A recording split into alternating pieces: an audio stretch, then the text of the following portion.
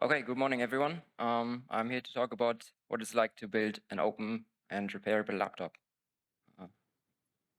Yes, who am I? I am Daniel Schaefer. I'm a system software engineer at Framework. I'm German and I live in Taiwan. And what is Framework? We're a new computer company, barely 4 years old, and we're still a very small team, just over 40 people, located in the US, in Taiwan, and one person in Canada. And we are trying to make good laptops and trying to change the industry by doing so, by being a good example. Yes, we try to have more repairable, open, sustainable, user-owned and customizable laptops. Currently, we have two laptops, basically. The one I'm currently using, the one they were using for the keynote yesterday, the Framework 13. And we're coming out this year, end of this year, or it will ship early next year with a bigger version, the Framework 16. And I brought a prototype today, so later you can come check it out. It's still an early version, so some things are not super smooth, but we're getting it ready. We actually have more products than two, but basically two sizes that each are their own series. Repairable. Why do we want to have a repairable laptop? Or what does that mean even? It means that it can be repaired. Users can repair it. They can figure out what's wrong. They can diagnose the issues, and they are able to fix it themselves. Or if they don't have the skill, they can have somebody else who has more experience with it help them fix it. And if you repair it, then you don't have to throw away your computer that's still good, and you can avoid e-waste. By doing so, you can keep it for longer, and you can maintain it.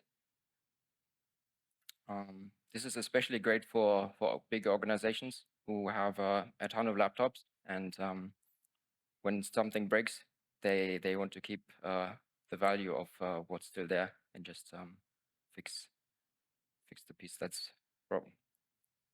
Yeah, so you can end up saving money and saving the planet. Then how do we make a laptop repairable?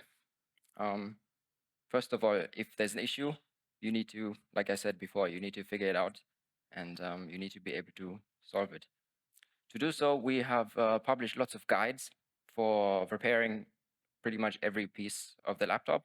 And to find the guides, you can look at the piece that's broken, and we have a QR code and everything. And if you scan it, it will link to a guide online that helps you fix it. In addition to that, if you can't figure it out, we have good support. We try to, or we do answer every support request that comes in. And if that's not enough, or if you have something that you want to ask other framework owners, we have a community forum where you can discuss with each other. Yes, so all parts are user serviceable. If there's anything wrong, you can exchange it. For example, recently I wanted to change my keyboard layout to a different language, and you could change the entire front plate of the laptop. You can easily take it off. But then I realized I did this, and the fingerprint reader has the fingerprint stored inside it. So if I change this, I have to re-enroll my fingers. So I just unscrewed the fingerprint reader, put it in the new cover, and yeah.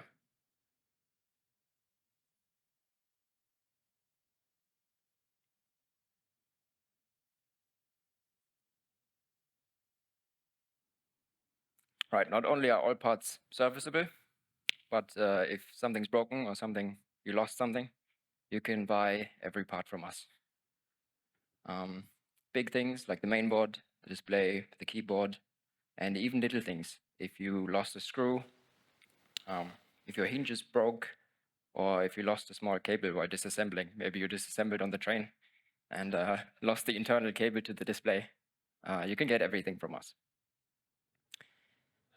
And we do have full schematic available, not to everyone because of NDAs with partners, but if you're a repair shop, we can sign an NDA with you and you can get a full schematic to do all kinds of board level repairs. Right, how do you design a repairable system? Many products, they're glued shut, or some pieces are glued, but we don't do that. We avoid it. And I have to be honest, there's one part, the Wi-Fi antenna is stuck to the back of the lid, but you don't really need to apply it and put it back. So if you just get a new antenna, you stick it and it's fine. For everything else, we have screws. And if you buy the laptop, it will come with a screwdriver. So you're ready to go, and we do want you to open it. Right, so we have just two screw heads. You can flip it around here, and there's no special type of screws.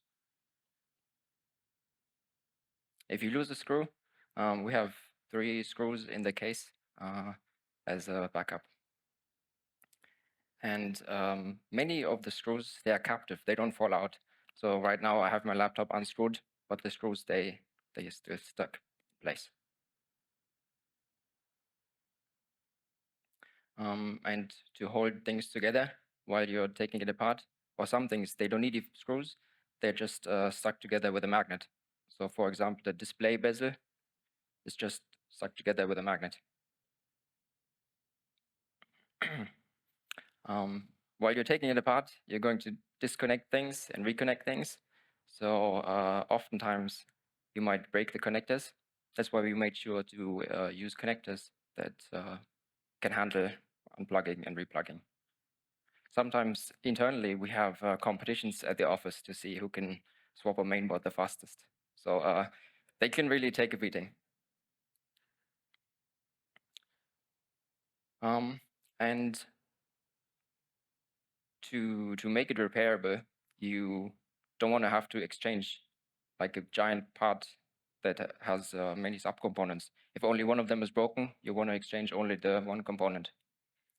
So for example, for the audio port, it's on a separate breakout board, which you can exchange separately from the main board. And the ports on the sides, HDMI and so on, they're on separate expansion cards that you can swap. Right, and even more other parts are also socketed, which many modern laptops don't do anymore, like the Wi-Fi card, the RAM and SSD. You can just buy off-the-shelf parts and upgrade them, replace them. So what if you upgrade a part? If you buy a new mainboard, what do you do with the old one? We don't want you to throw it away. If you just upgrade and the old one is perfectly fine, you can reuse it. For example, the motherboard, you can put it in a case. You can just use the motherboard on its own. Either on its own or you 3D print a case. We have the design online, or you can buy a case from us made by a Cooler Master and use it as a computer basically. To do that, there's a power button directly on the mainboard, which you can use to power down. And the community has taken this very far. They have put it in many enclosures. They have built an all-in-one computer, like a computer with a built-in screen where you just plug in the power and you can use it like this. Or somebody took a touch screen and 3D printed a case and basically made a tablet out of it. Used all of the other components that we have, just exchanged the screen and case. Or even a cyber deck where somebody has just a mechanical keyboard in a box and the mainboard inside. Yeah, lots of other things, like you can use the screen by itself. You can get an adapter to connect it to any other computer, or the keyboard also. Somebody made an adapter that makes it usable as a USB keyboard. Here, this is the case that you can use for your mainboard if you want to use it standalone. You just plug in a USB-C power adapter and Ethernet or keyboard, a screen.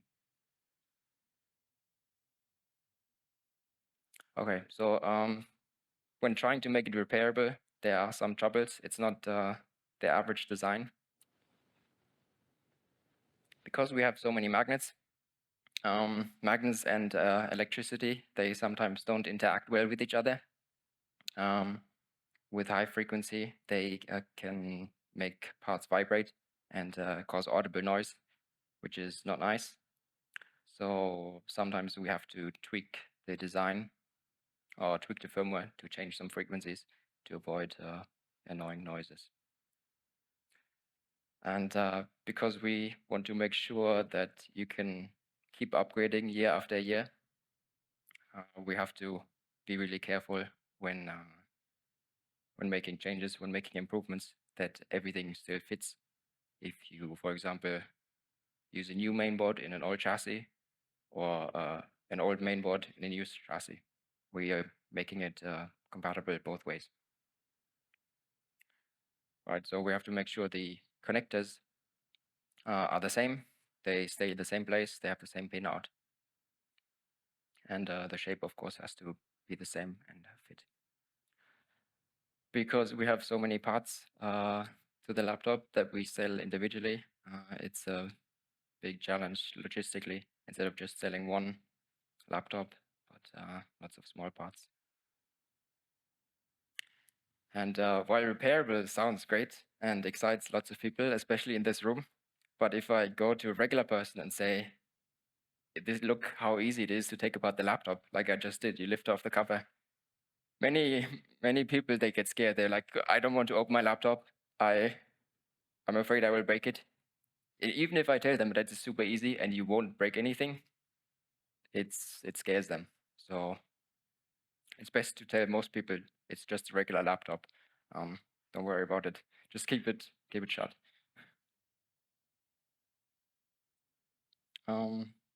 Yeah, because our mainboard you can use by itself. You don't have to use it in the chassis. This is a special design. Most mainboards can't do this, so we have to have some firmware and EE changes to make this work. Especially because it can run without a battery. And one thing in the firmware we have to change is if the PD controller is the power delivery controller. We have one on each side for the 2 ports on each side, and they have firmware. And when you update them, but you run the board from that port, like the board is powered from this port, but you're trying to update the firmware of the component that powers the board. How do you do it? Well, you can't. But because we have 2 sides, we have a mechanism that tells you the first update, the one that is not powering the board, and then you have to plug it in the other side, and then we can update the other one.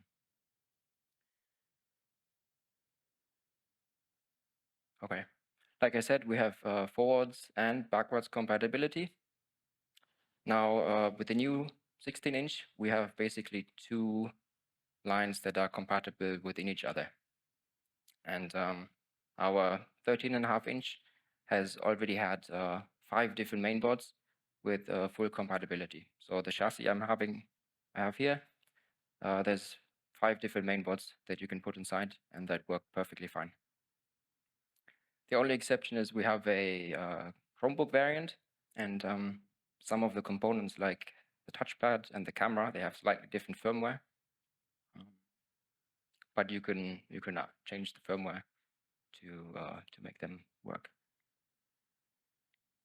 So if you bought a laptop that we sold in 2021, you can keep your old chassis, keep your old battery, screen, and so on. And it supports every update that we have released so far. For example, we have released a new screen that is matte instead of glossy. We have released stronger hinges because some people complained the screen wobbles too much. Lots of new mainboards. A battery that has better chemistry, so it is the same size, but it supports higher capacity. Speakers that are also the same shape, of course, same connector, but they are a little bit louder. And the screen bezel you can change very easily, just magnet. And we have different colors for that. Right, tons of upgrades, the ones I listed. And like I said, also different keyboard languages. For example, recently we started selling in Taiwan. If you want a keyboard with traditionally Chinese, you can change it now. We also released more expansion cards. If you're not familiar, those are the ones on the side, the ports. The mainboard just has USB-C, but if you need HDMI, DisplayPort, micro SD, and so on, you use expansion cards. And we have released upgraded versions that use less power, and we have released more expansion cards, like Ethernet expansion cards, and they're compatible with all systems. On top of that, there are many potential upgrades that we might or might not do. So there could be displays with different refresh rates or resolutions, maybe a better camera, different kind of touchpad, RGB keyboard perhaps. Lots of people are asking for like a ThinkPad nub instead of a touchpad, or in addition. I can't say what we're working on right now, but some of these things are coming. Right, second one is open. We want to be open in every sense of the word. We sell hardware, and after you buy it, it's your hardware. You should be able to do whatever you want with it. You can run any operating system you like. We support Linux and we support Windows. Other operating systems also probably work too. Yeah, so not just you can do whatever you want, but to know what you can do, we published a lot of documentation about what the hardware can do, how it works, and we published source code for a lot of the firmware. And we encourage you to tinker with the laptop, to take it apart, or to even make your own modules. Okay, what have we published so far? We have published the interface specifications of the mainboard, of the connectors, of all of the modules. So if you want to reuse any module like the display, you can make your own adapter, make your own 3D printed case. For some, we have sample 3D print CAD files, like for the mainboard case or for the display. And for the 16-inch, we have some electrical sample designs for replacing the keyboard. And firmware, we have some open source firmware, like the embedded controller, which is the one that controls the keyboard, the power management, and the backlight. It is already open source, and it's based on Chromebooks EC firmware, which is already really mature. So we got a lot for free, and we are very grateful to the Chromebook team. On the new 16-inch, you can, let me go back to the picture.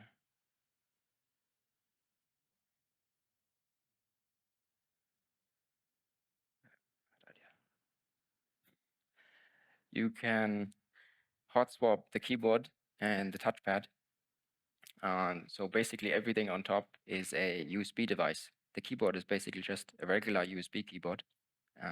That means it needs to run its own firmware. And the firmware for this and for other modules we made is fully open source and already published.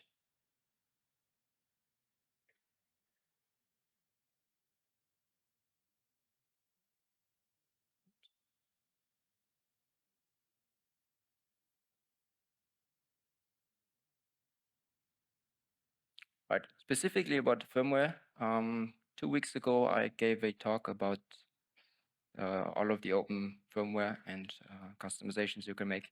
at the open source firmware conference. So if you're interested in that, you can check it out. That's especially interesting because it's a good way to get started with firmware. Firmware is quite intimidating, but if you want to get started, you can do it with a keyboard, and there's really nothing you can break that could go wrong. You can always recover from it. The embedded controller would be very scary to get started with, because if there's something that you do wrong with the power management, you could damage things or break your laptop. What kind of troubles have we had making it open? Lots of vendors, they choose one Linux or Windows, but we want and we need to support both, and it's almost double the effort. And a lot of partners or vendors, they're focused on Windows, and to make them support Linux, it takes some pushing, and some things we have to do ourselves. The expansion cards, they are basically adapters like what we've got hanging around here, and operating systems don't expect adapters to be plugged in always, and mainboard designs. So we had to make some changes to make them use less power than they would usually. For example, the audio expansion card, it detects if there's a cable plugged in, and if there isn't, it will just not be powered at all. So even the operating system can't see there's anything. For the DisplayPort expansion card, we changed the firmware to do a similar thing, to detect if there's a cable, and then change the behavior to actually not to make the card use less power, but to use the mainboard less power.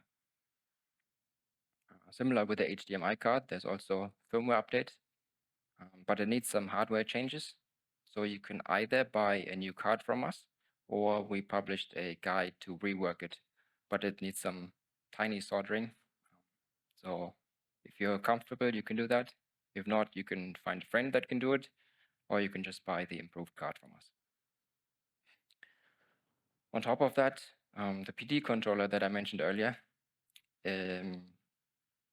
we made some changes in that firmware to detect which expansion card is connected, and if there's something connected to the card, and to make it turn off some components in the mainboard, and to make them use less power. Right, the framework 16, because it's so modular, because you can just take off some modules like the keyboard and the touchpad. It's a lot of moving parts, so it's quite a mechanical challenge to make it sturdy, not flimsy, especially with the speaker, because if there's any flimsy part, the speaker is going to make it vibrate, and that's going to cause annoying noises or bad sound quality. And because the keyboard is a USB keyboard, which is not normal. Usually USB keyboards, they're attached from the outside, and operating systems and their drivers, they don't expect a USB keyboard to be built into the laptop. So I'm still currently trying to figure out what the Windows driver is doing and why it doesn't enable some power savings.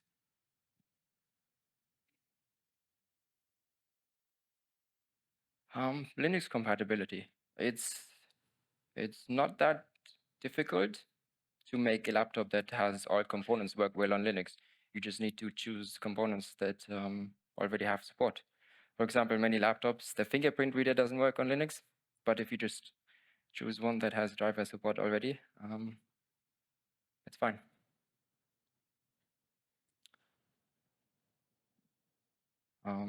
Okay, I don't have much more time. Let's go through these quickly. The silicon vendor helps us fix a lot of bugs. We had to make some hardware workarounds because there's a bug in the Linux kernel. We have some extra BIOS options for Linux. We released firmware on LVFS. For some components, we had to port some LVFS drivers.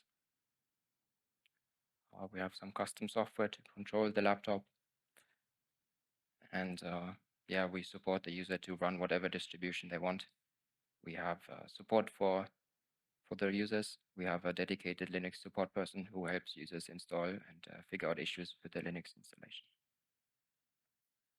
And we have installation guides for many distributions because each of them may have separate ways to install the fingerprint software.